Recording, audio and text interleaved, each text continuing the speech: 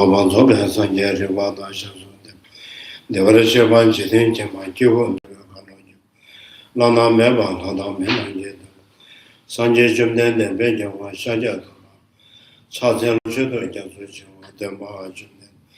The Jeshavan Rashoma Yanda Vanzo Rivada Shazundem, but the Varishavan Jidin Kivun de Vakanoju Lana Meva Lana Mena Sanje Jumden de Bejawa Shaja Chazelo Shudo Jazu Shiva Dema Jumden. The Jeshavan Rashoma Yanda Vanzo Sanje Shazun Dema, the Varishavan Jidin Jama Jivundem. Kanojuva Lana Meva Pada Menon Jedem, Sanje Jumden. Bejawa Shaja Dubana Chazelo Shudo Jazu Shiva. Kanze Ganyan Zoa Jadamase, Sergeant Dema Combatable. Manage then the Lanchoja Suman, the Zekaba Jama Chazi. Nanda Bunga Jodo Susan, Yishazu Sege Lumbo. Sege Lumbo Chava Jeden Sunama Mebo, Chunye Jama Chazi. Tension Dema Chime, Davish, Sendo Java Jama Chazi. The Jana Siva Suma Janyame, Jenja Jama Chazi. Gombo to Jama, Tom J. Jama, Sonoman. The Shenjala Chazi, Taben, the Chacha, giving a soon day. Children of Shojo, Shinju Chazi, General Lavatala Rabdune, Shingatama, and the Gilima Chazi. The Vajia measures and give up a sort of Rangasim. Tenasan Yetamaya Karmara, you must have a sugar. Melon agenda, decision, the Terratas and the Tamje Sibai. Covandum Negin, not do them got another Chirel, Sibeson and Joan Jovaration. To the teacher, the blessed one gone beyond, the full destroyer, the completely perfected, fully awakened being, perfect in knowledge and in good conduct, Sugata, knower of the world, supreme guide of beings who became, teacher of gods and humans, to you, the completely and fully awakened one, the blessed one, the glorious conqueror, the subduer from the Shakya clan, I prostrate, make offerings, and go for refuge. To the teacher, the blessed one gone beyond, the full destroyer, the completely perfected, fully awakened being, perfect in knowledge and good conduct, Sugata, knower of the world, supreme guide of beings to be tamed, teacher of gods and humans, to you, the completely and fully awakened one, the blessed one, the glorious conqueror, the subduer from the Shakya clan, I prostrate, make offerings, and go for refuge. To the teacher, the blessed one gone beyond, the full destroyer, the completely perfected, fully awakened being, perfect in knowledge and in good conduct, Sugata, knower of the world, supreme guide of beings to be tamed, teacher of gods and humans, to you, the completely and fully awakened one, the blessed one, the glorious conqueror, the subduer from the Shakya clan, I prostrate, make offerings, and go for refuge.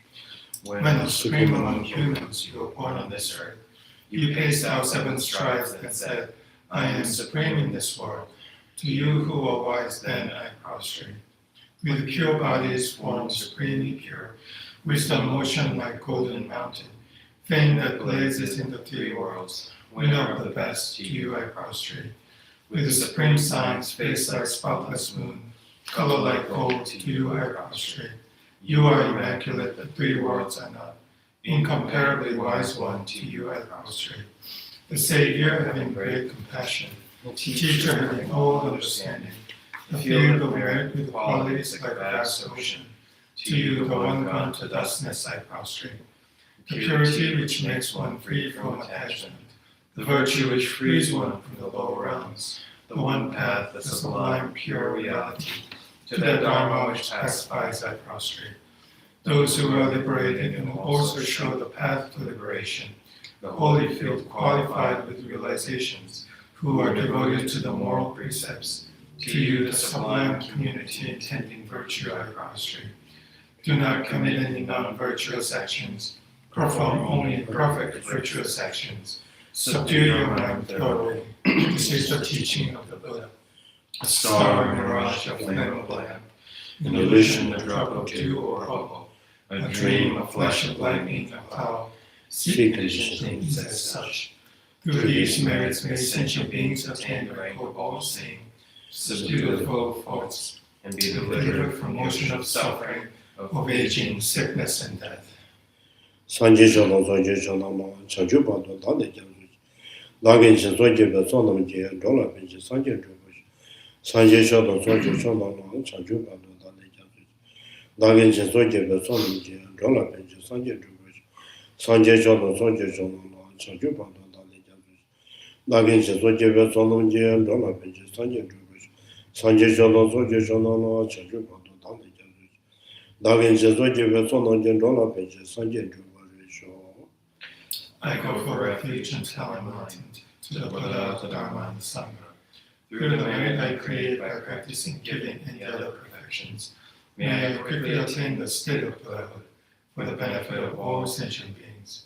I go for refuge until I'm enlightened to the Buddha, the Dharma, and the Sangha.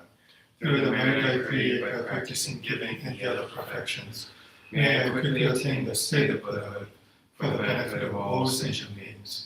I go for refuge until I'm enlightened to the Buddha, the Dharma, and the Sangha. Through the merit I create by practicing giving and the other perfections, may I quickly attain the state of Buddhahood for the benefit of all sentient beings.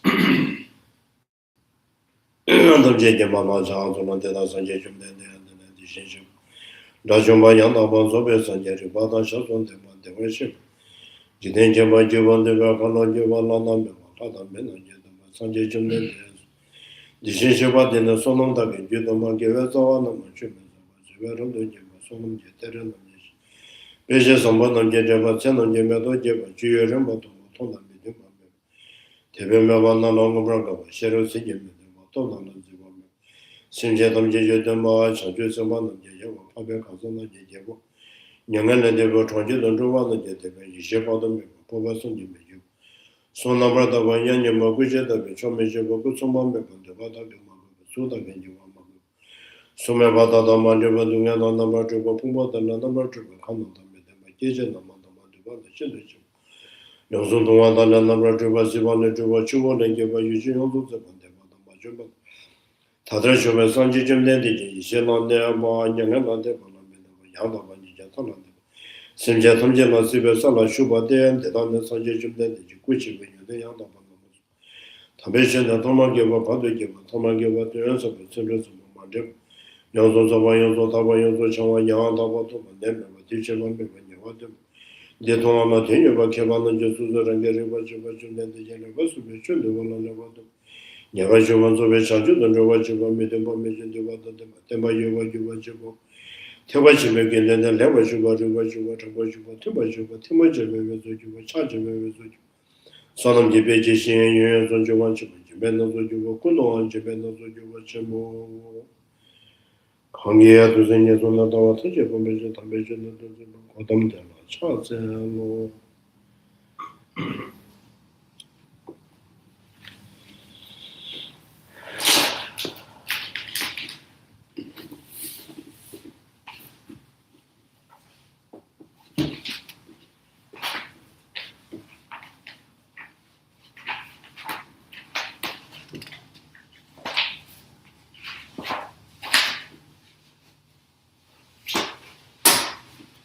yeah, I think we are on the page 410.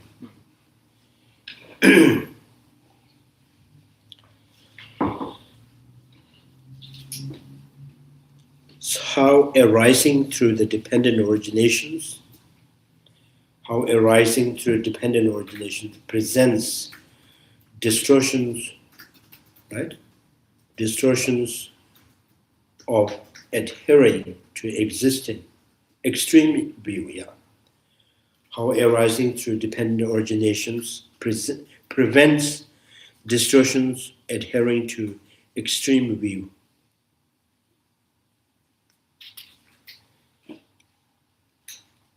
So last Sunday we talked about,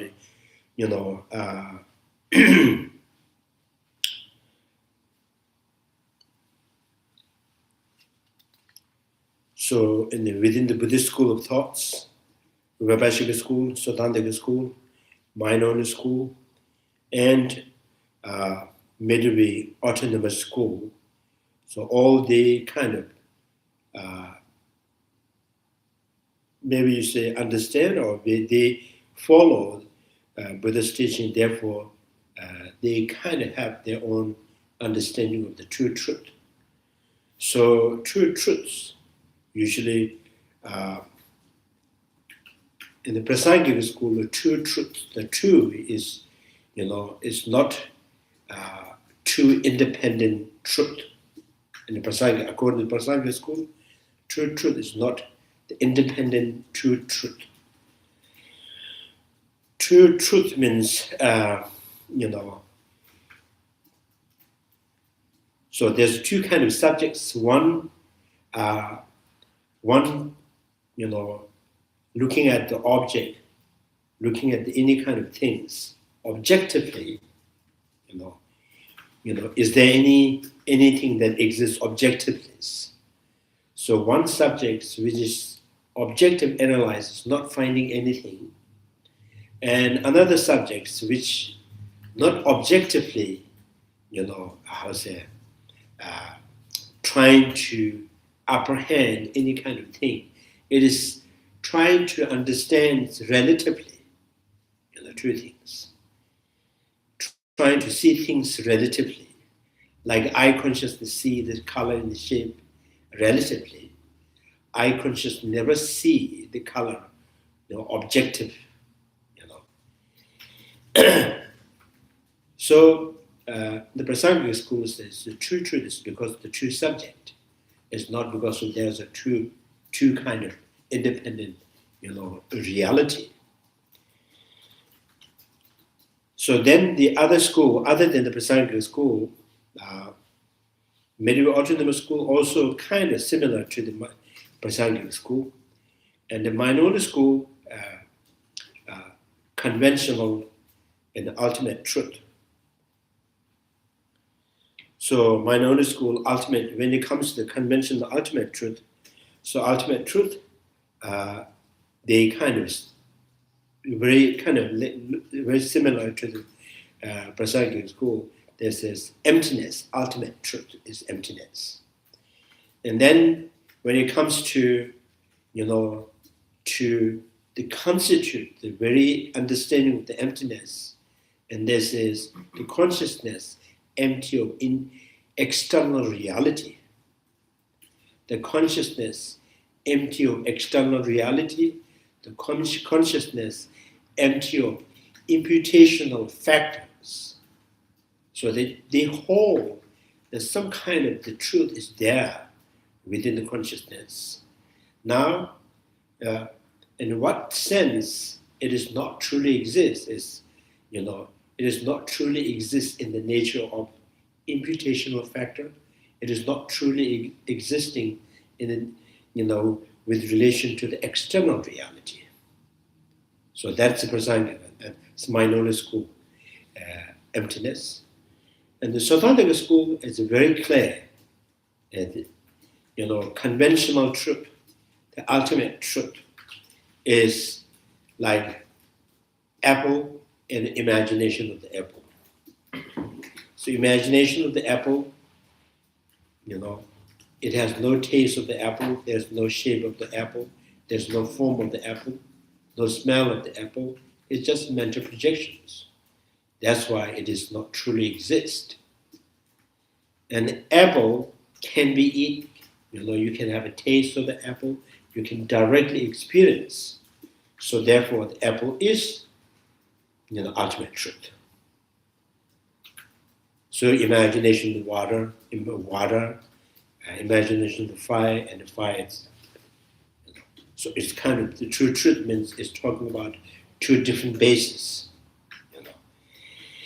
And in Vaishnava school, true truth means things that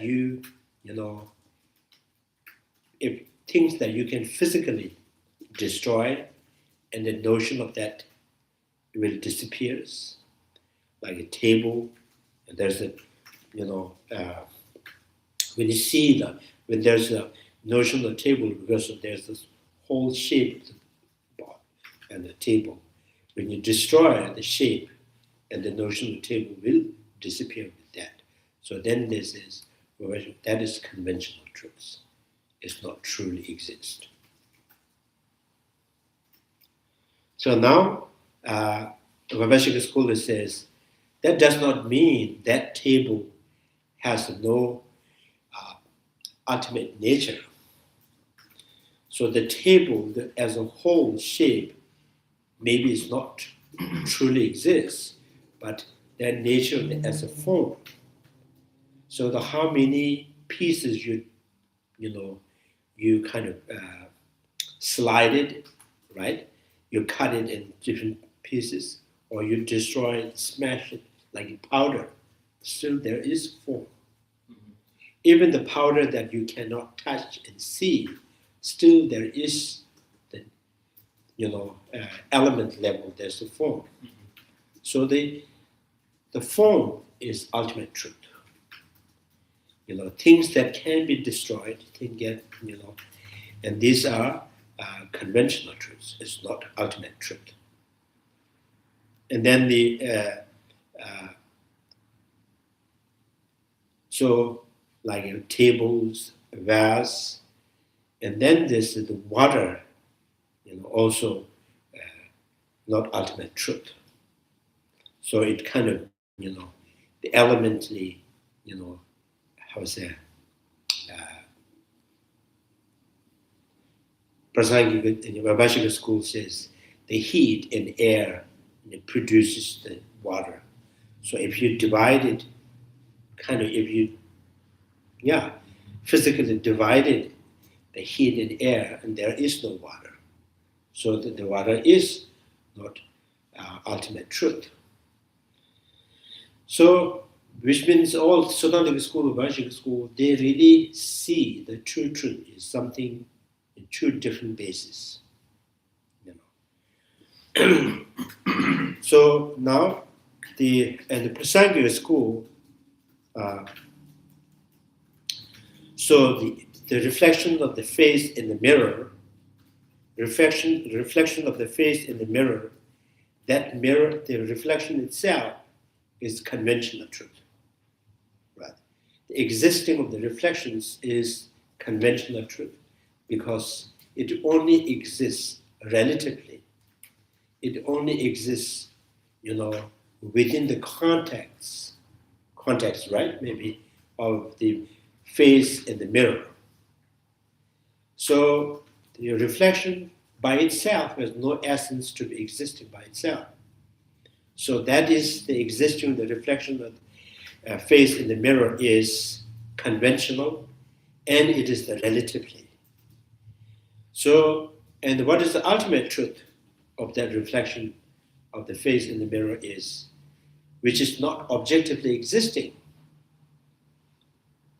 So reflections of the face in the mirror is not, objectively exists, not intrinsically exists, not exist by itself is the ultimate truth. So the true truth is, it exists within the one thing.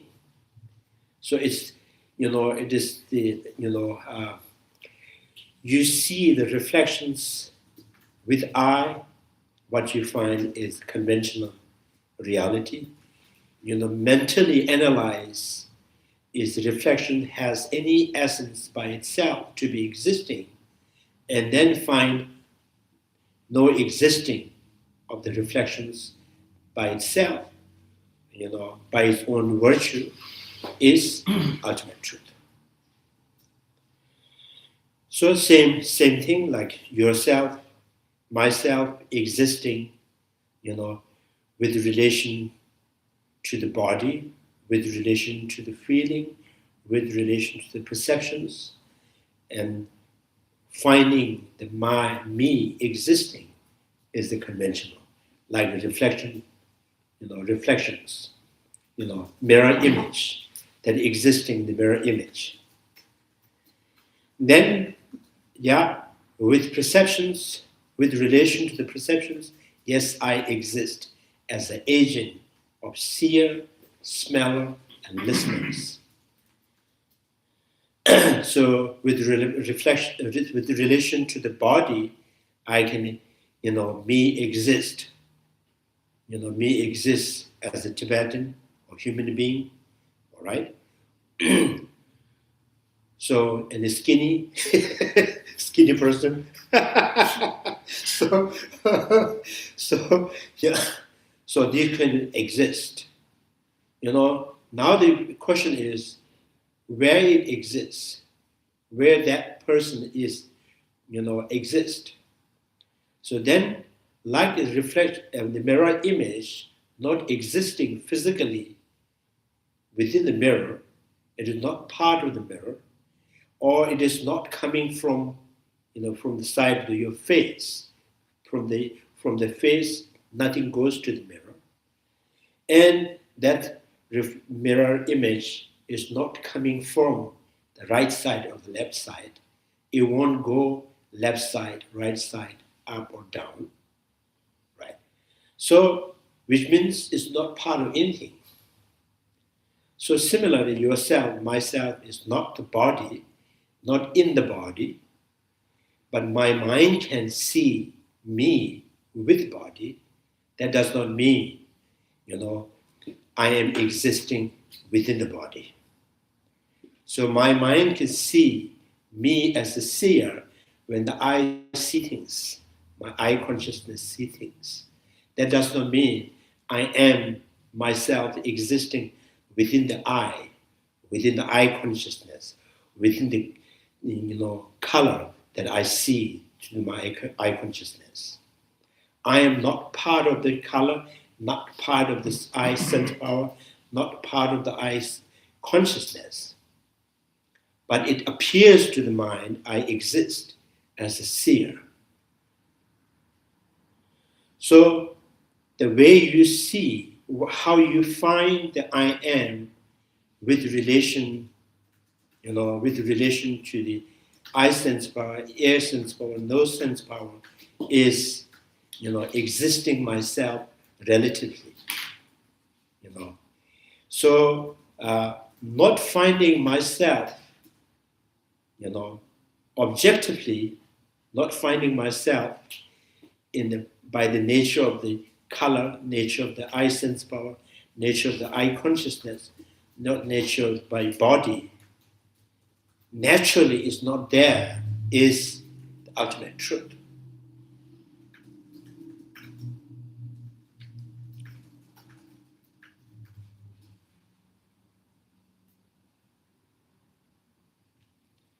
So it's, and that's why Prasangika schools, nothing exists by nature.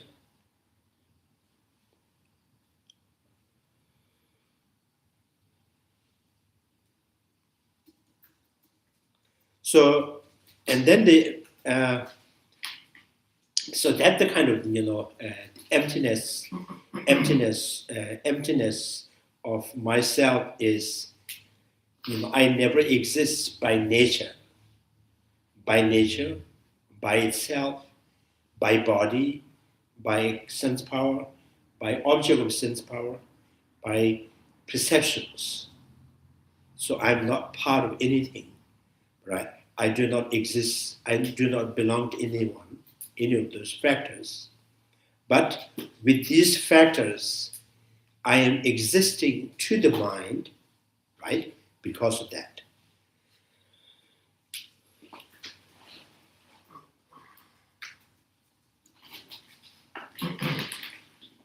So, yeah, that is kind of, here,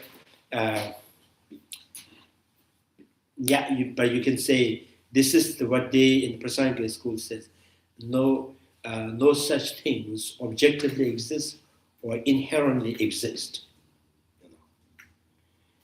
Sometimes it inherents, the word is more, how to say, kind of, it's more clear, with that inherent. So I'm not in here, in body, in skin, in flesh. I'm not existing. I do not inhere within every part of the body, not the heat, not the moisture, not the air, not the space. So if I do not exist, as a human being inhere within the body, so which means I'm not inherently exist with the body.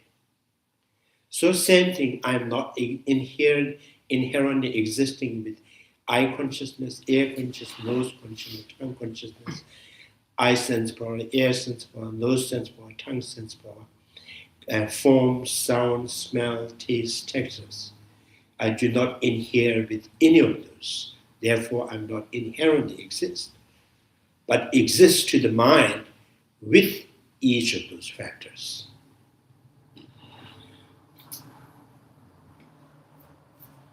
So this kind of, this same way, relatively existing, dependent existing, is with color, sound, smell, taste, textures. Each of those not inherent in anything, but each of those existing, to the mind relatively. When many things together, there's a form to see, there's a sound to hear, there's a smell to smell.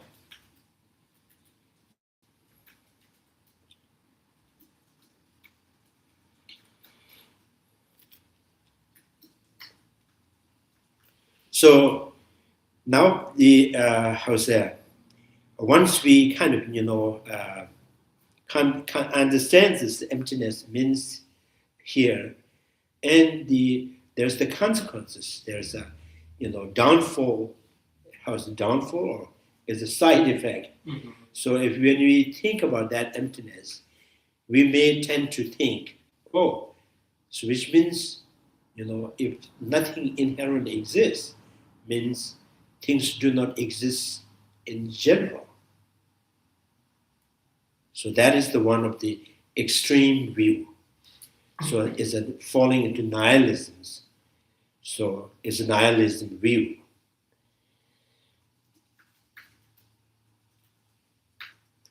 So, and then two, the one is nihilism because not inherently exists, therefore is not exist at all, is the one of the extreme view. And if I am exist, if I exist, because I exist with body, with eye consciousness, ear consciousness, nose consciousness, tongue consciousness, I sometimes exist with house, right? I sometimes exist with, house number, So now, if I exist in this way, I must be there. If I exist with body, I must exist within the body. If I exist with feeling, I must exist within the feeling. That is another extreme view. So that is eternalisms, kind of overly kind of exaggerating or superimposing, So now the mind Prasangika school says you have to understand the reality of that self and the color, smell, taste, textures. Free from these two extremes.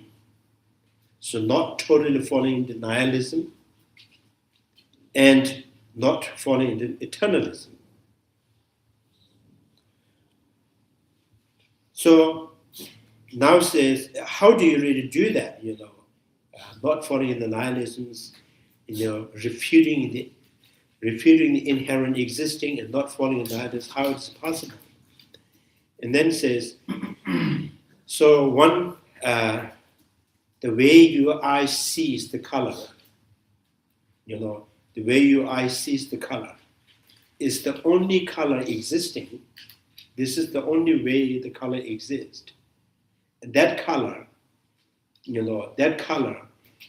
happened to be existing not just because of the eye sense power, not just because of the bottle or the house or the leaf, is because of light, the space, form, and sense power. So all of them together there's a color to see. Other than that, there is no way the color exists. So now you have to satisfy it with this, tiny way, kind of is approving the existing of the color. So you have to, keep faith in there. That should be enough to satisfy you that yes, color exists. So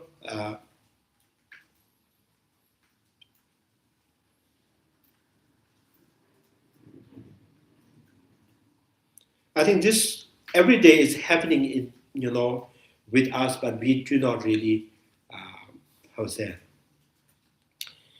we don't really notice that. We always ignore and how it is existing. We go to the theater, we watch the movies, the white screen, there's nothing. But with projectors and to a certain distance, they have to have a distance, to create this movie. That's called space, right? And the light and space, and the audience, the eye sense, not the colorblind people, there's audience there. And then there's many colorful things that you see. But, when the one condition, the projector stops, all disappears. Once the eyes got damaged, everything disappears. Once the light is, stopped, and then nothing exists. So the many things together, something created to be existing. So that's called dependent originations. So if you understand the very subtle, the way of how things dependent and rising, and that will help, free from true extreme.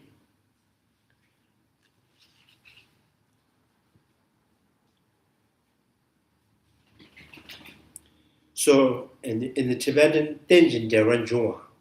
Tenjin Deran Jua means, Jua is more like occurrence. There's the things that occur through dependently. So that's the dependent originations. That gives you the kind of the understanding of yes, things exist, things occur, some things happen. And then that happen is because of the dependencies, means things do not exist by itself. It existing is depending on many factors. So this dependent originations, so dependent origination prevents distortion of adhering to extreme. So the first line, how arising through dependent originations prevents distortion of adhering to the extreme view. So not only the dependent originations, so if you put this in the syllogistic view, say,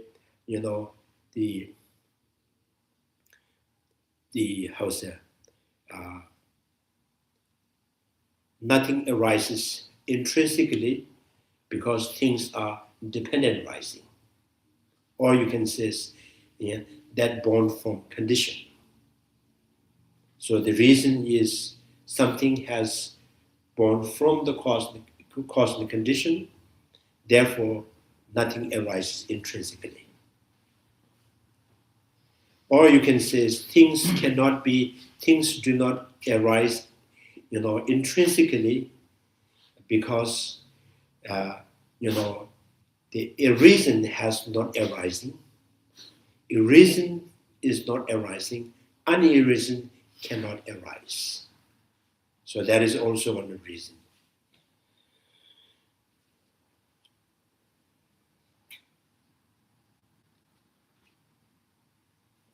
And also say, the person do not exist inherently because person do not exist inherently one or inherently two or many.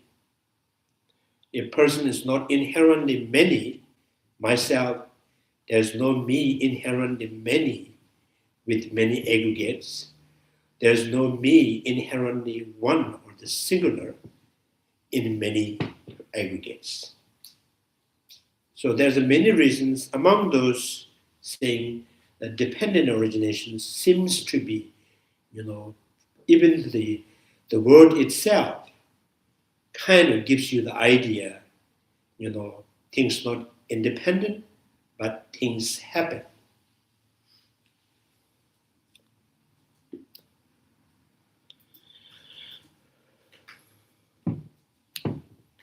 So yeah, that's the first line that I read. How arising through dependent originations prevents the distortions of adhering to the extreme view.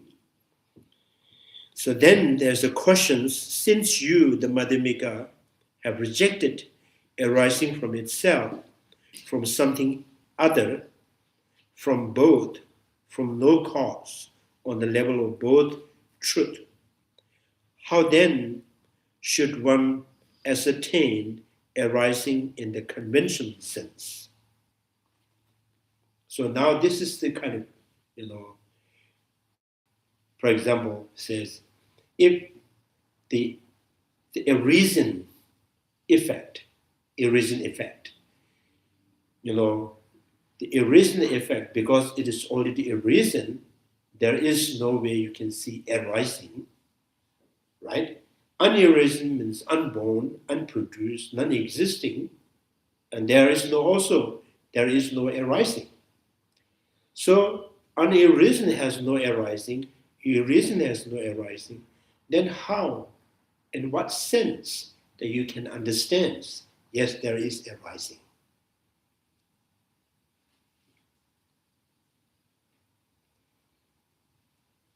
So I think once you understand these two kind of possibilities, saying that, yes, if there is some kind of inherent arising or intrinsic arising, then of course, either the arising should be found within the effect that is already arisen, or you have to find the arising is existing within unborn.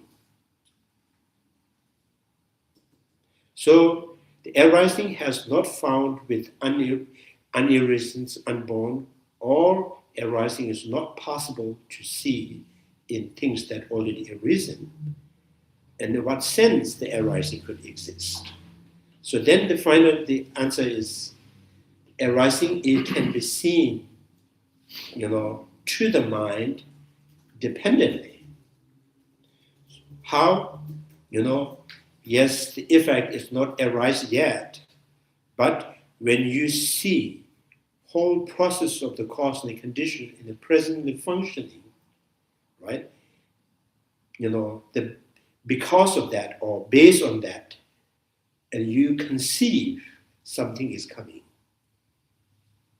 So that arising is not a baseless mental construct. Yes, it has a base. I see the whole process of the cause going towards giving birth to the result.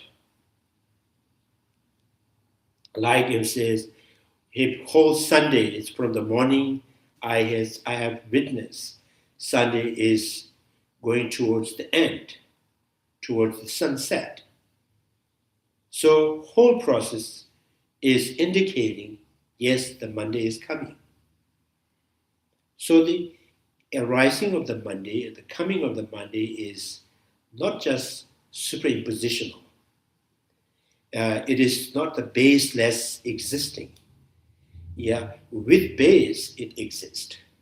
And where it exists to the thought, existing in the face of thought, existing, with name in languages, So that the final,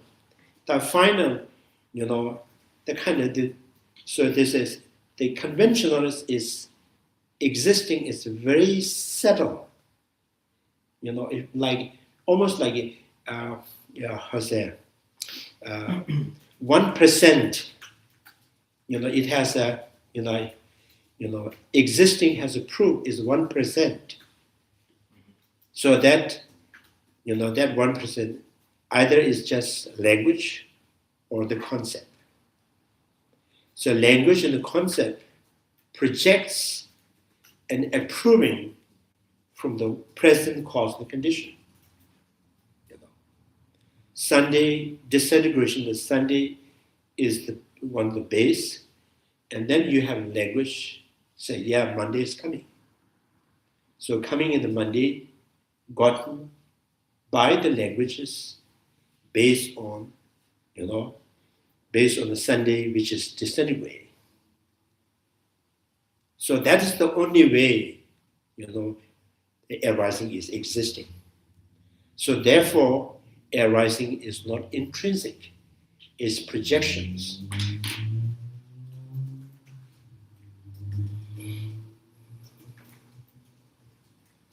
So the question here is,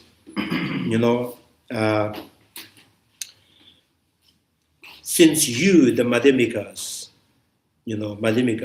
you have rejected arising from itself. You say there's nothing arises by itself, not from others, not from both, not from no cause. On the level of both truth, right? On the level of both truth means conventionally, ultimately, nothing arises by itself, nothing arises from others, nothing arising from both, nothing arises from no cause. And then conventionally, ultimately. So then say, in what sense you can, you can accept, yes, there is arising. So then, mere conditions, this is called mere condition. Mere condition means mere just language and thought. With that, we kind of understands there's it arising. Ascertain arising in the conventional sense, such as the volitions of volition and the consciousness from ignorance.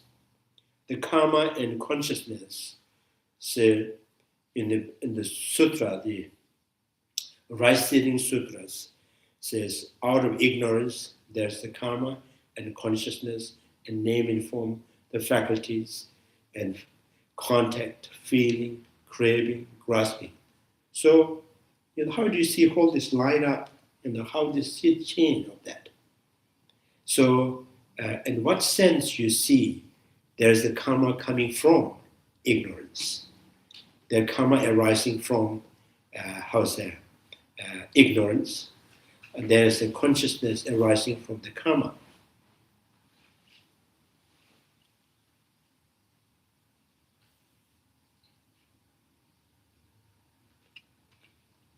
Yeah, and we also kind of did the kind of little bit exercise, say how the present, in the very present, how it is possible coming from the past. Since the present never exists in the past, how can it come from? But you can understand the past is turning into present. And the present is going to turn into the futures. Like milk turning into yogurt, seed turning into sprout. But how the sprout coming from there, from the past? So, you're in the milk turning into yogurt, the very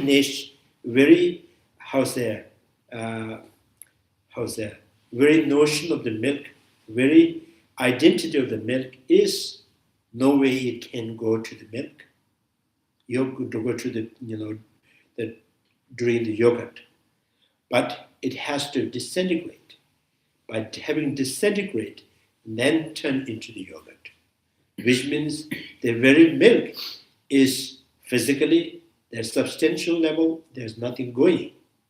When you turn into something, that's called, in the concept, in the language, which says yes, this is going to be, going to the yogurt. So in that kind of, so the milk is going to be, there is milk and there's a language is kind of the, the language that expresses, yes, milk is also going to the future because it's going to be turned into the yogurt. So in that sense, yes, there is milk is going. So the past is going to the present. So in that kind of relativities, you can also, project in your mind, yes, this very present person is coming from the past. It's not because it was there, now it's coming from, and because that is now is this. That was, now it is. It is now going to be, futures. So the whole idea of going and coming is not really intrinsic. It is just projected, projected through the language and concept.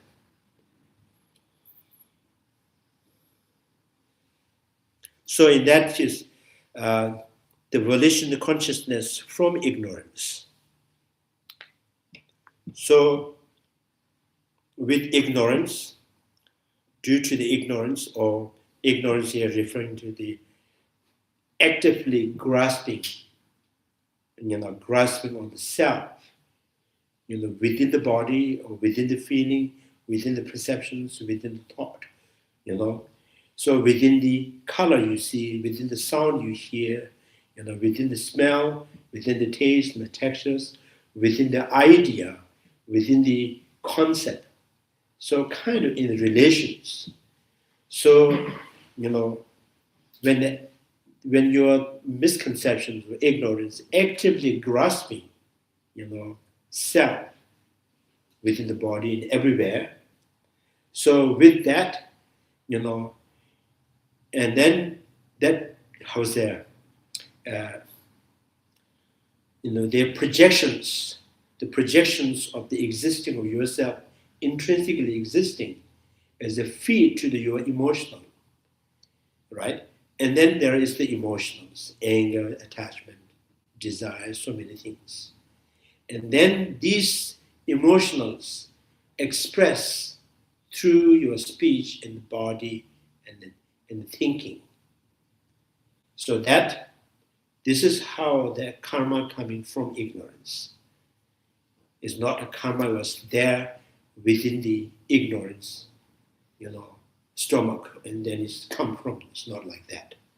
The karma, the conditioning, the emotional conditions, the actions. So that's kind of the chain of the 12 links is like that. Ignorance, the volition and the consciousness from the ignorance.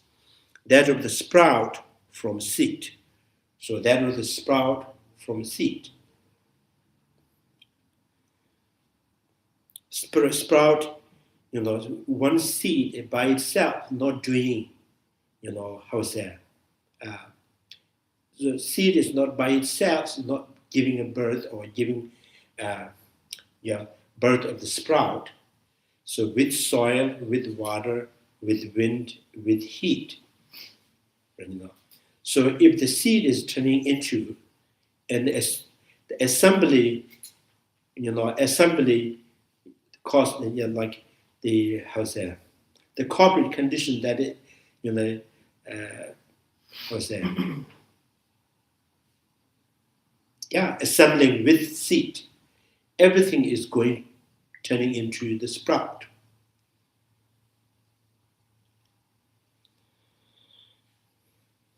So, like a sprout from the seed, the consciousness from ignorance, karma from ignorance. From the karma, there's the consciousness. From the consciousness, there's the name and form, the faculties, the contact, feeling, craving, grasping, and the process of becoming. And then death and the birth and the aging.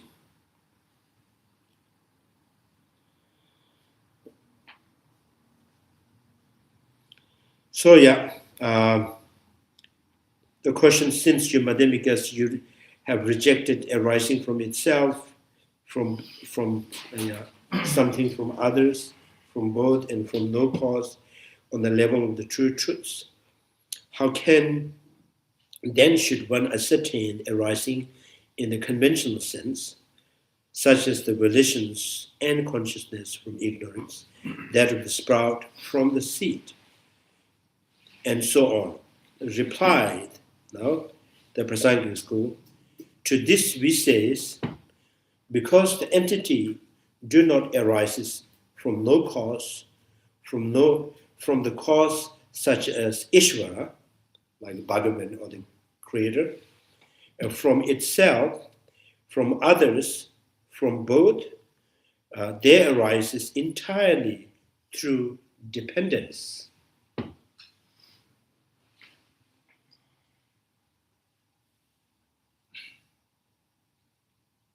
Now if someone who insists in the Creator, they also think that, oh, that dependence is created by the God. so So then if you say that, and the mirror, how's that? Catch the image. Maybe because the Creator, the God, give the potential to mirror to receive the reflections.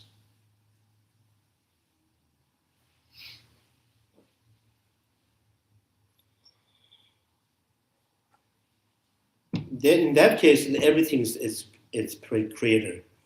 And when you make breakfast, and the Creator is there, so maybe he cannot do by himself. so he have us to make breakfast,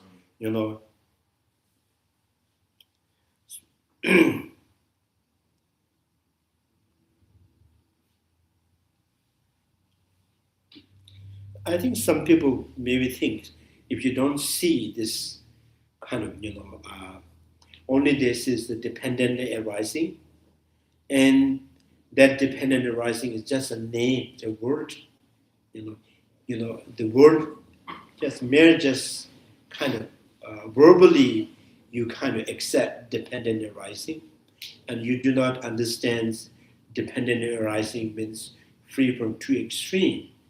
Then we may say that dependent is also created by the God or the Ishvara.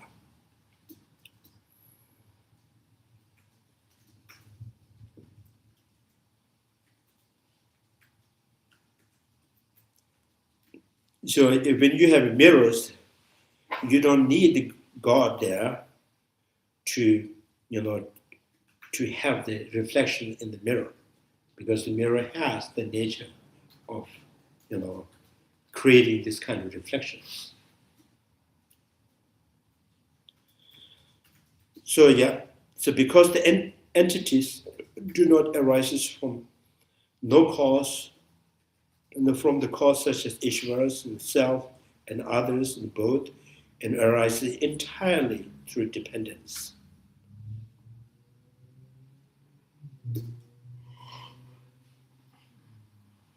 So if someone really, argued, why do you say the tomato seed is the seed? Why you not say the moisture in the seed is the seed? Why can you say the soil that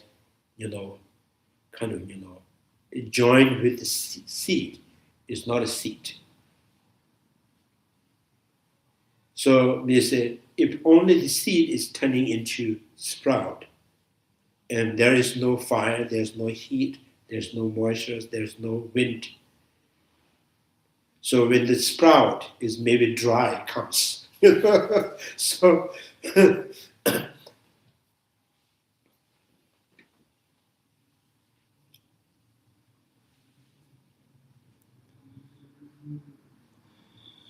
So because the entities do not arise in the manner described above by themselves, from no cause, from cause such as Ishvara, and so on, indicating from time.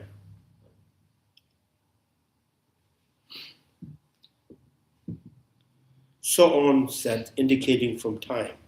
Yeah. So some, some also think that the time is the real cause. And from indivisible atoms, some things that atom is the only cause. So maybe they don't really say only cause, but they think in their mind when they talk about Ishvara is the cause of everything, is one single cause. So in everything comes from the atoms, the particles, they think there's only substantial, only one cause. So that makes tomato, that makes banana, that makes orange, that makes human being. So, just for the body sprout needs so many causal conditions. How one single cause is making so many things?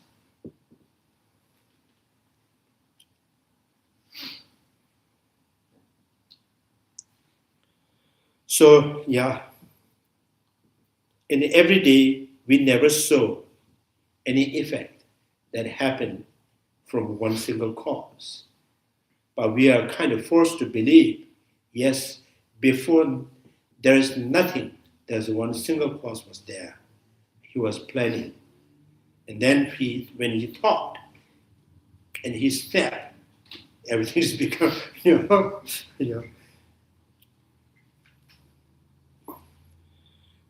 So Ishvara is indicating the time and the indivisible atoms from the primary substance. So primary substance is within the non-Buddhist world first philosophical thing, philosophical school in India called Samkhya. So that Samkhya saying that color, sound, smell, taste, textures, all of them, and the 11 faculties are from primary substance.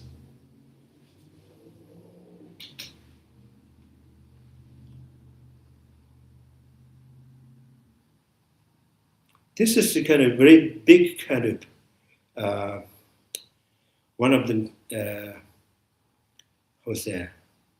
major subject in non-Buddhist school, primary substance. The primary substance is also conditioned by this is particles. Particles means generally says it's kind of particles and ignorance and the wisdom, understanding the truths.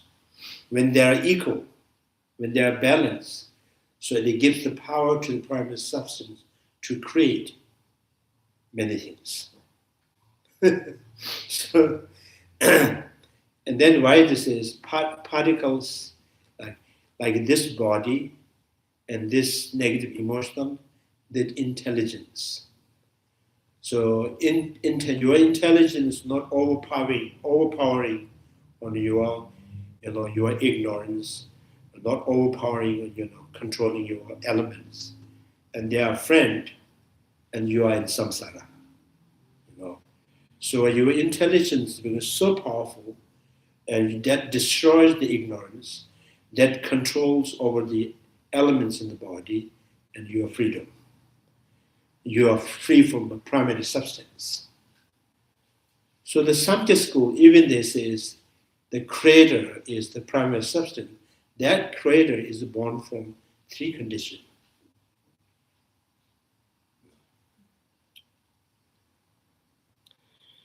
Yeah, sometimes it's very true, in everyday lives, you know. So we are only, you know, we are ordinary when our intelligence is not, how say, taking space of your, you know, the, you know, ignorance. You know, your intelligence is not really destroying your bad qualities. Your bad qualities is kept, your intelligence is kept, it just stack, you know. So then you are ordinary, so, because you have. So this is kind of the Samkhya school. This is the creator is the primary substance, from being or from primary substance, from being or from nirvana. From Narayana, being or Narayana.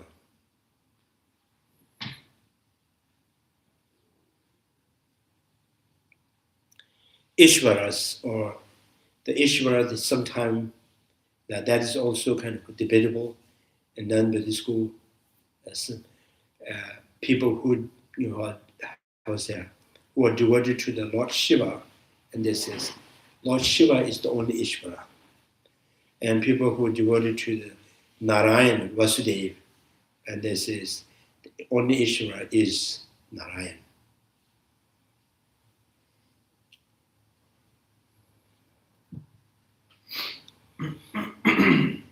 So there's, a non-Buddhist school and Hindu, they kind of, because there are so many stories, they even make their God like themselves. You know, easy to get jealous and get angry. So they keep making the story, and they just, colored. All the Ishvaras become real ordinary people. So nor do they arise from itself, from others. From both, this or that effect arises entirely through dependence on this and that cause and conditions. Dependence on this and that conditions. The simple fact is rejections of the arising from four extremes does not, undercut the everyday convention of cause and effect. The Buddha stated, for example, here are the terms that refer to phenomena. It is thus, if this exists, that comes about. When the East exists, the West comes about. When tall exists, short comes about. Comes in this having arising, that arises. So when today arisen, and tomorrow will arise. So the condition by the ignorance, volition arises. When there is ignorance, there is a volition, there is karma. So these are the dependents, as kind of example of how things dependent arising. An example for this exist that comes into being. If there is long, there can be short. An example for this arising because that has arisen, the presence of the light because of the lamp. Light in lamp is different. Yeah. So when there is the light, when there's a lamp, there's the light. Mm-hmm. When there's a sun, there's a, the rays of the sun.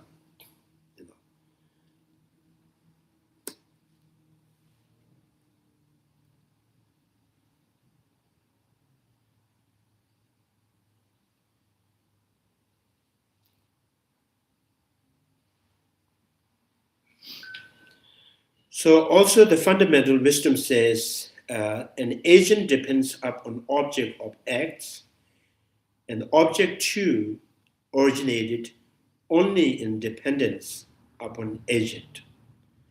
Other than this, no cause of establishing the two can be observed. Right? When the agent depends on when the seer as an agent depend on act of seeing, so seer is existing dependent of act of seeing. So the seeing is the basis for the seer to be existing, and act of seeing is also cannot exist without the seer. The seer and the seeing is mutually dependent. So, and also they are not different. So they are not one. They are conceptually, distinct two separate phenomena. One is the agent, and one is actions. Shay, how does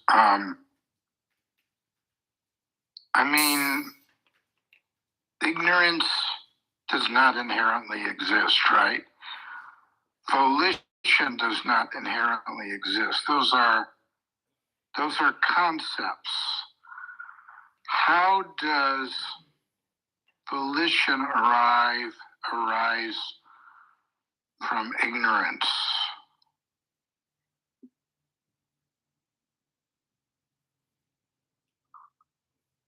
I think, yeah. Let's think that, when there is ignorance, so ignorance is, conditioning, is karma, and influencing all your sense of perceptions and mental consciousness. So when you understand this, how do you really imagine? So it is like,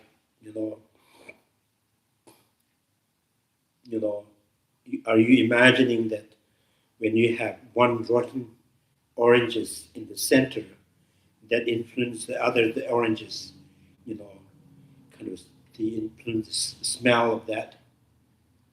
So which means you are seeing, ignorance is something independent and by itself influencing the eye consciousness, ear consciousness, nose consciousness, tongue consciousness. So there is no such ignorance independent from the eye consciousness, ear consciousness, nose consciousness, tongue consciousness. Yes, ignorance is there because your mind, there's something obscuring your mind to see the reality as it is. So that is one of the reasons, your mind is ignorant. It ignorant, right? Ignorant with reality, with the color, with sound, with smell, with taste and textures. Then says, your eye consciousness is ignorant, or your mental consciousness is ignorance. Your whole consciousness is ignorant. And then you define, ignorance is, particularly ignorance is like that. There's the definitions. So particularly ignorance is not just not knowing, is actively grasping, in superimposition, intrinsic existing of self or intrinsic existing of the phenomena is the ignorance. So you cannot say that ignorance is inside you, inside the body, or it only belongs to the mental consciousness. So that's it. And then there is I kind of understand your mental consciousness, when the mental consciousness that actively grasping on the superimpositions or intrinsic property is ignorance. And because of that, and there is anger, attachment, naturally born from that, derived from that. So these each of the negative emotions, negative emotional or the positive emotions, desire for the next life, better life, and higher rebirth. For that you recite, you do positive things. All are born from the ignorance.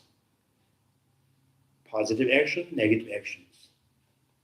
So now, how it's kind of, when you say the barley sprout comes from the barley seed, so you can see it, right? So here, how out of ignorance, how karma has born. So because the mind is whole, as a mind as a whole, affected by that ignorance, and that gives the mind to see there's everything that I see, I desire, or all of them are substantial, intrinsic. If the object that I dislike, that is intrinsically dislikable. If like and favorable, intrinsically favorable. And with that, and by nature, then there is negative emotions. So with that negative emotions, and negative emotions do not drive by themselves. It comes through your speech, comes through your body, and comes through your everyday thinking. So then those called activities of the body, speech, and the mind, they're called karma or actions.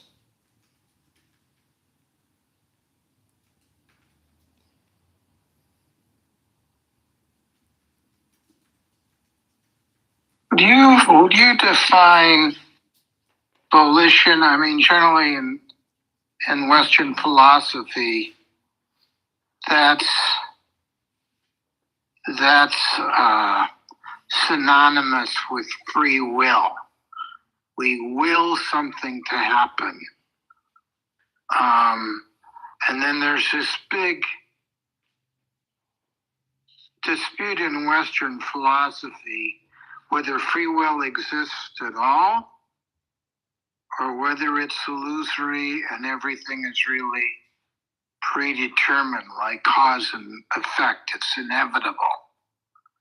So I don't know if volition in Buddhist philosophy is the same as that or it's something else. And volition is a driver. I decide to do this, or I don't decide it, or I prefer to do this to that. So is volition the same in Buddhism as how I'm describing it, or is it different? Yeah, the volition is just a word. It's not a Buddhism. It's not a Western. Volition is just a word. And now, different culture, different philosophical, I think with that, you can interpret that, the meaning of the volitions. So volition is at will, something going to happen. If this is what you define the volition, I think it's very, very difficult. Everybody, from the birth until the death, we always wish something happened as I wish, as I have desired. But people who has died 1,000 years, keep dying, will be dying, born. They all wish something will happen as they wish. But no one has experienced this really happened. So at that kind of experiences, there is no free will. Nothing happens at will. So and then the question is, but is there no reason people can wish something to be happen in the future? Yes, you can think that this morning I want to eat this kind of breakfast. No, just wishing in the bed is not going to make it happen. You have to get out from the bed and you just start making, cooking. And there's a lot of activities, and all this, if one missing, you solve missing. You forgot to solve. The whole breakfast was, it's finished. There's nothing, right? So there is no free will there. At the time, gas is, gas some stopped, or at the time, you forgot to, continue to kind of watch that, and then maybe 5 minutes you distract, and the whole omelet, dried up, burned, and there is no free will in even the breakfast. So everything is depending on every part of the, minute and seconds.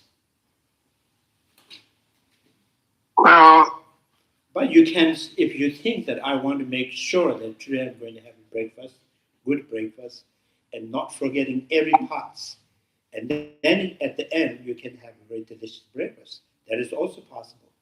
That did not happen at will. You were talking about grasping arising from the emotions, and what is it? I forget.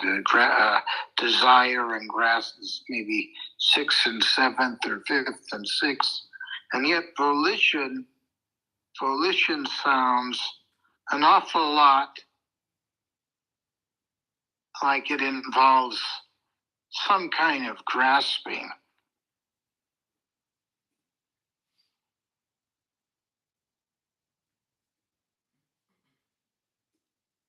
Volition sounds like it involves some kind of grasping.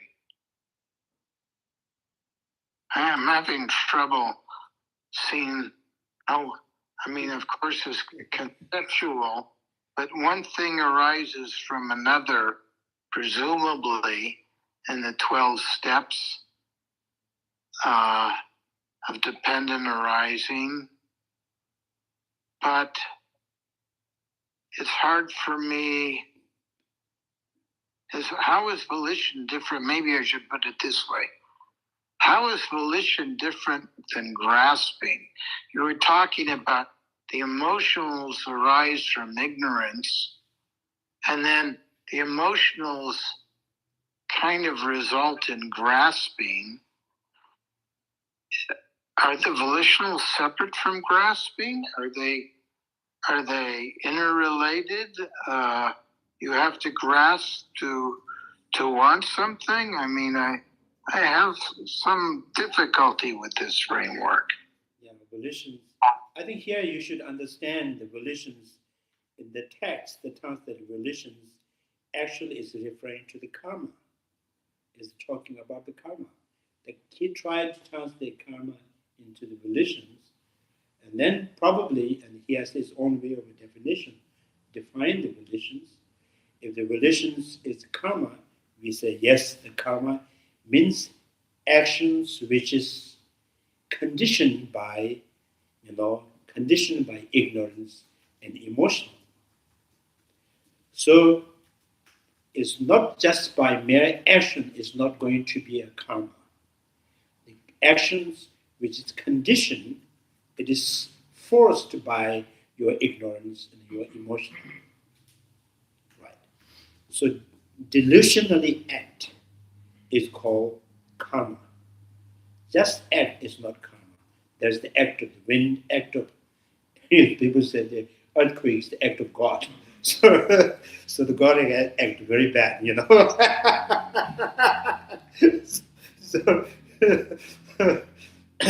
So anyway, any kind of act, due to afflictive emotions and ignorance, is called karma. So now in this book, they translate the karma to the volitions. I don't know how he defines that I don't think the translator. So maybe karma,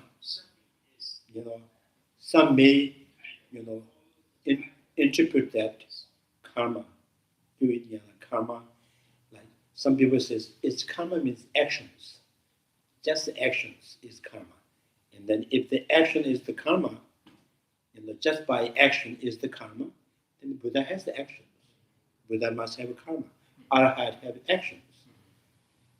Arhat is act of speech, act of walking, act of eating, There's so many actions. So Arhat, are they not free from karma and afflictive emotions?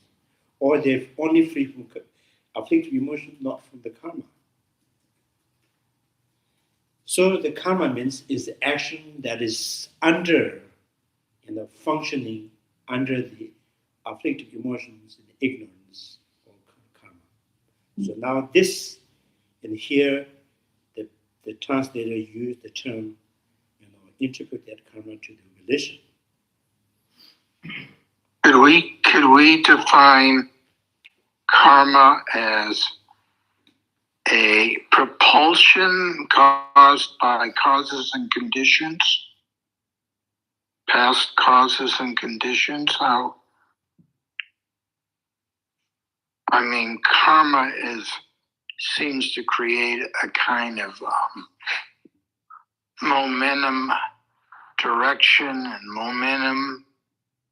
So is it a kind of like propulsion caused by past causes and conditions? Could we say that? Yeah, in the 12 linked independent originations, so Nipa Juba Lanes, the second and the 10th, the both are karma. So Nipa Juba, the second, ignorance and karma, right? The second is the karma. So now that karma is beginning to, it's almost like farmers, begin to planting the seed in the soil. So that level of the karma. And the 10th, the process of becoming, craving, grasping, the process of becoming, that is also karma. Now that karma it's not, it is already planted the seed. Seed has, stays under the soil for a long time. Now it's ready to give birth. So that is called the 10th, the process of becoming. Is the both are karma. Second and the 10th, both are karma. Karma is first karma. Now the karma is now ripening. It's now pregnant and ready to give birth. So, and what fertilizes that karma, the first karma, to become this ready to give birth to the next life? Craving and grasping has fertilized. The craving and grasping. So here in this particular, in the 12 term, the 12 linked dependent originations, craving and grasping in the both are attachment. And now why they give names separately is the craving is, identifying one particular attachment, which is first begin to crave for the feeling, the taste, so begin to, liking to the feeling. And then second, the grasping is same attachment. Now it knows with sugar give me the taste of the sweetness. So I go after, I like this sweet, this sugar, that sugar. So going after the condition which produces the feeling that you like, right? So the craving and the grasping is separated. Both are attachment, but it's separated because of the two. And the volition, the karma, and the process of becoming, both are karma, and one is the first, planting the seed. Second, the 10th process of becoming is ready to give birth to the next life. So that is karma.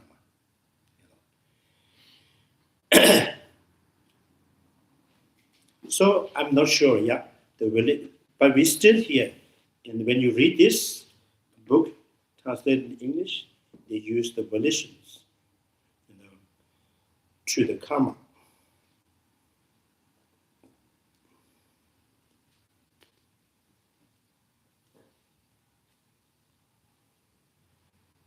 Yeah, this kind of, when you think about coming and going, coming from the past life, going to the next life, and then, next life, past life is coming here. Do you really think the past life is coming here? My previous life is, has came. If you cannot think the past life can come in this life, and this life cannot go to the next life. So, sometimes we think, oh, how can the past life come to this life? So in order to, in order for existing with this life, the past life has to cease to exist. Having ceased to exist and coming again to the present is, don't you see the contradictions? It's going to be ceased to existing and still can come to the present. And if you also think this life is going to end in order for next life to be exist, and but still thinks this life has to go, is going to next life. So is it really going to next life, or is it really going to cease to exist?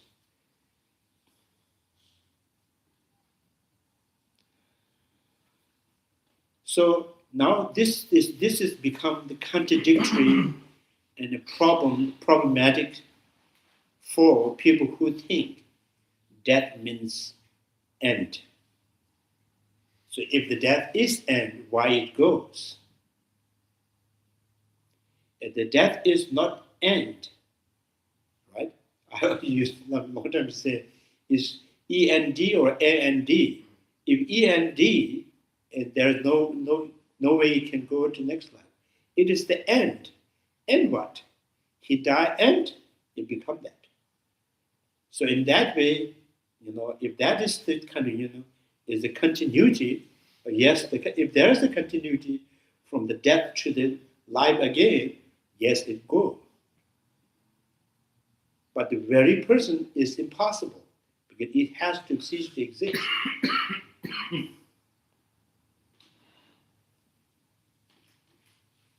So coming from is also, we can analyze on those things. If you are not there, how can you come? So if, there's no objectively you can think of anything that coming from the past. Objectively, there's nothing any past can go to the present, present can go to the futures. If you only in the continuity, in the kind of the continuum of the chain of this past, present, life, future, there you can picture, past can go to the present, present can go to the futures. So the main thing I'm saying, in the projection, in the mental projections, in the language, you can express, you can conceive, you can imagine. But objectively, there is nothing really in the time can travel to one time to another time.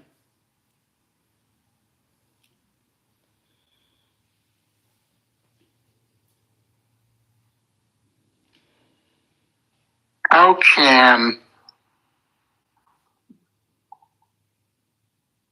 I don't know if I should ask this or not, But how can, like, say with tulkus or whatever, Buddha, enlightened beings, Harats, they could remember past lives, and yet their identity with the past life has discontinued. It seems to me to say, I remembered a past life requires the fallacious notion of the continuity of a self. As you say, I remember my past life. It says, I remember I was a ship captain. You know, these kinds of things, these seem kind of, again, contradictory because they suggest there is a continuity of the self, which seems philosophically incorrect.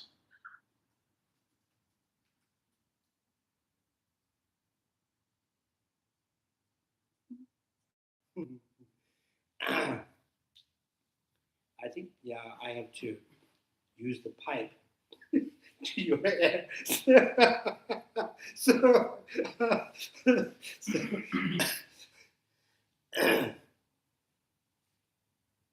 yeah, I'm saying there's the continuity is, yes, there is the continuity. Continuum is conventional. Is the conventional. Continuity is not about the paths. One that sees is coming live again and traveling to the present. It's not about the continuities. Continuous is the barley seed cease to exist, turn into sprout. So sprout that continuously turning into the tree and the bunch, right? And then it dies, and then leave the seeds, and then another one. So all of them, there's nothing you can return, right? No any physical level, nothing goes from the past to the present, present to the future. Physical level, that's nothing. One sees another happen, that sees another happen. So that is called continuity. And also I mentioned, Buddha Palita mentioned in the book, he says the continuity is not like Gupta, he is now coming from the village, he will go back to the village. It's not continuity, does not mean one single thing constantly happening. Right? The continuum is season arise, season arises, one season arises. Whatever has ceased is not coming back. So, yeah, from the continuity, sometimes when you see, puppies, the dog, some dog, the red dog, right? Give the puppy, some are, white, some are white and black together, some are totally white, right? And you can see, people says, oh, this is some kind of different fathers. so it is. There is some level it continues from different, within the one thing, right? So, color is coming from here, heat is coming from here, and then solidity is coming from here, and the consciousness, energy comes from there. So that is also continuum. So that's why in the particle level, we are all, even including trees and bugs and everything, in the particle level, same continuum. Human beings, everything. In the minute particle level, we are all same. And then what additional cosmic conditions that makes the different thing?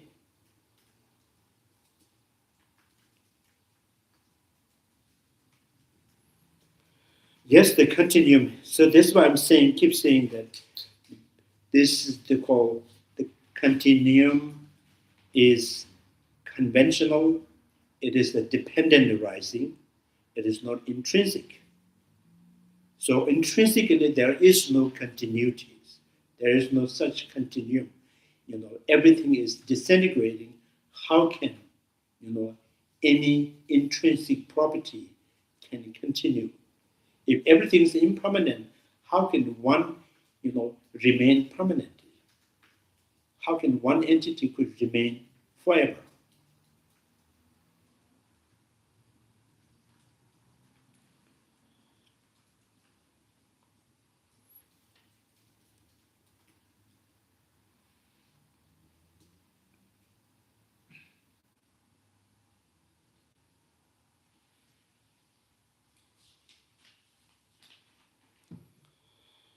So in the Prasangika school, particular the Prasangika school, they always praise the dependent originations. For example, there's many reasons to constitute the absence of intrinsic existence. So as I mentioned earlier, things that are already arisen has no arising, and unborn has no arising. And how can, in what sense, things can arise? That is also one of the reasons to constitute the absence of intrinsic existence. And you can also say, there is no, for example, the barley sprout is not arising or not existing intrinsically. It not exist, intrinsically many or not intrinsically single. The Prasangika school, the best of the reason is it's born from condition or it is dependent arising. So the dependent arising from the explicitly, it expresses, it's dependent and it occurs. It exists. It exists, gives you, helps you to not fall into nihilism. And dependent, it gives you the understanding it's not independent, it's not by itself. Verbally, it kind of has some kind of indication of free from two extreme.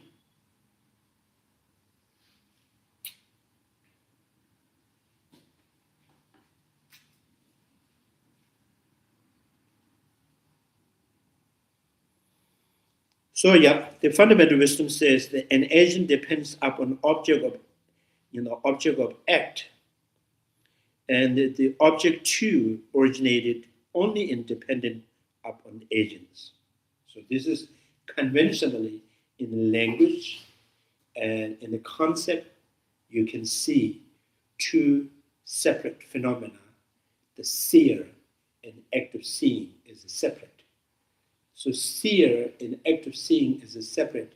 It's not because you have a touch separately, not because you have a smell separately, not because you have seen them separately. This is you imagine. You have imagining seer and act of seeing is two separate entities. So that separation is merely it's only it exists in the face of that thought and the languages. And that relations, it exists. So this is why the separation, the seer could exist as an agent of act of seeing is conceptual. It's just mere language. So now saying that mere language, is the creations, the creation from the language, creation for the concept is not the baseless. It's not like a fantasizing something, rabbit horn and sky flowers. Because there is base, there is an act of eye consciousness with the object to see, the consciousness, the perceiving it, and then you remember, I am. I have seen it. So there is the basis to project seer and act of seeing as a two separate entity. But that is not substantial level, it's not physical level. So it's not substantial, it's not physical, which means only possible could they be exist separately is mentally. Right? It's not physical level. The seer is in the seeing, smeller in the smell, hearer, the hearer and hearing. So it's all seen in your thought, all projected through your languages. So that separation is agent and actions. So from the that separations, there's the agent and actions. That agent and actions is conceptually merely exists through the conceptual as a two separate, distinctive, two separate phenomena or two separate entity. One is the agent and one is the actions. Their existing is when there is the action, there is the agent.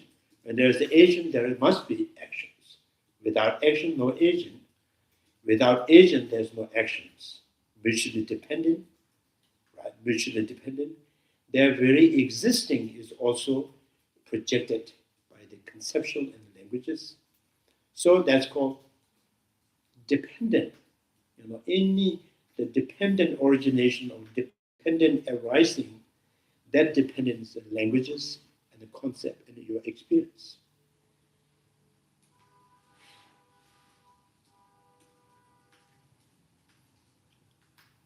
So the everyday life, our mind is mostly living in those mental projections.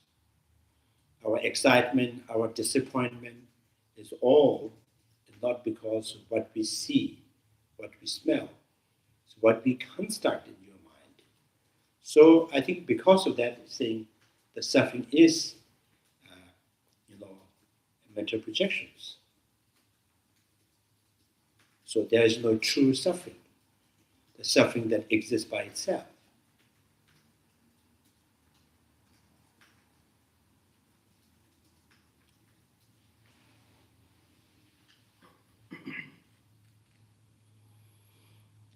So when the suffering is not truly exists, is not substantial, and then, yes, it is possible, when the all mental creations, mental projections can be pacified through, the wisdom that understands nothing objectively existence.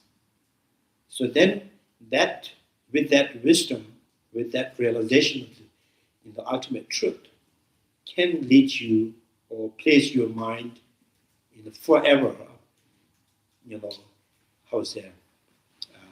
into that absence of intrinsic existence. Means, yes, this wisdom can free your mind from the suffering. Yes, because the suffering only experience when you start to grasping on your own mental projections.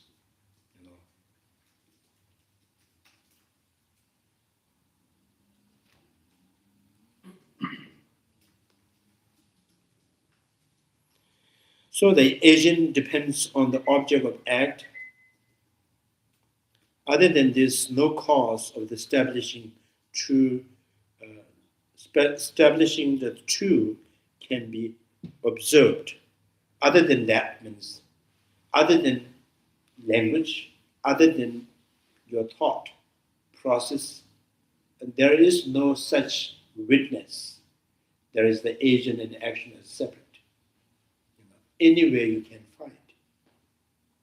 So which means there only exist me and my thought, me and my feeling, and me and my idea.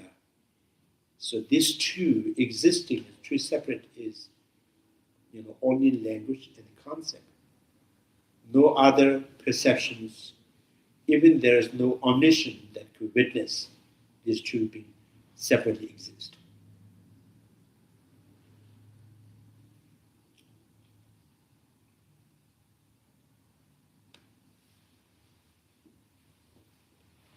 Yeah. Any other questions?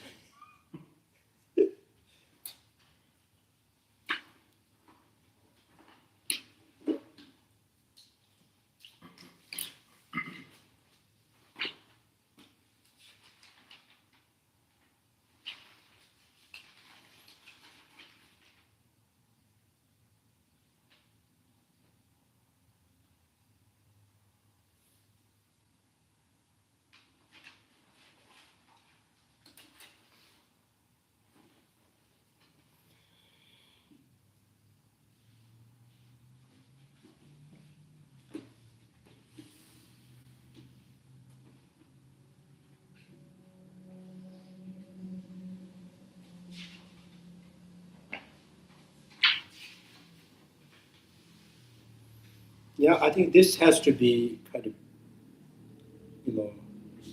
constant analyze. Go through the constant analyze, then start to kind of begin to, kind of oh yes, it makes sense. So if it start making sense to you, again and again you use not just one reason, and use exercise in many like action and agents and the concept, the relations, color, sound, smell, taste, you just analyze all of them and then coming back to the conclusions. So then we're me, So that really gives you the kind of opens the, how's that, the wisdom that, start to emerge from within the mind. So now, in the 60 stanzas, the commentary of the 60 stanzas by Chandrakirti also mentioned. So if you kind of, you just, from the beginning, it started making sense to you, and it should give you some peace and delight it, and pacify the delusions, and easy to place your mind onto any object, and the concentration is much better. So that kind of, through the pacifying negative emotions, the peace that will be very sustainable, very reliable peace, that always with you all the time. And that peace, again and again, peace itself become the condition to enhance that wisdom. So when the peace is there, and then it kind of prevents, it's almost like a watchdog for any condition that have chances to trigger a negative emotion. The peace will prevent all of them. So the peace brings the positive, positive brings the patience. No peace, no positive, no patience. Almost like PPP is there.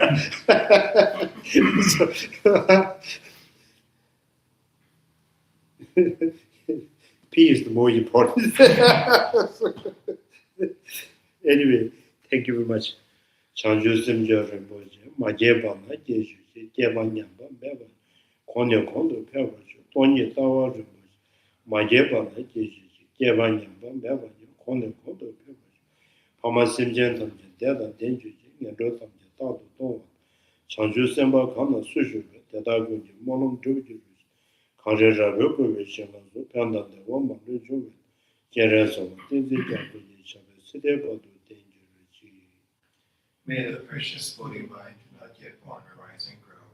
May that born have no decline but increase forevermore. May the precious mind, realizing emptiness, not yet born arise and grow. May that born have no decline but increase forevermore. Due to all these merits, may all Father and Mother sentient beings have all the happiness, and may all lower realms be empty forever. Wherever there are bodhisattvas, may all their prayers be accomplished immediately.